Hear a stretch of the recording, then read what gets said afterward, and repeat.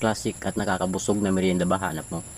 Para maiba naman guys, magluto tayo ngayon na ginataang mung bean. Madali lang itong lutuin guys. Una, salang ang mung bean sa kalan ng 3 minuto hanggang maging brown.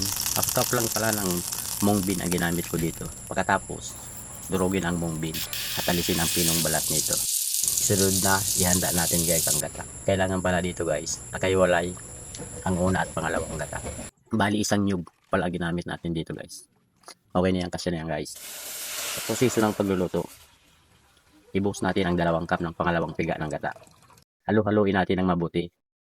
Tapos, hintayin na kumulo. Ilagay ang durog na mung bean at pakuluan natin ng 10 minuto guys. Pagkatapos, ay ilagay na natin ang 1 cup ng malagkit na bigas. Papakulan ulit natin yan guys sa loob ng mga 25 minutes. Pwede na yan guys para lumambot ang mung bean at ang malagkit na bigas. Sunod na ibuhos ang unang piga ng gata para maging creamy at timplahan ng 1 cup na asukal na pula guys. Hintayin lang natin guys na lumapot ang bigas sa loob ng 10 minuto. Pagkatapos niyan, luto na yan. At ito na, ready to serve na ang ating merienda na ginataang mung bean. Mas masarap pa nito lalo guys. Ito optional lang naman to guys. Kung may ibap milk para mas lalong lumutang ang creaminess ng ating ginataang mung bean.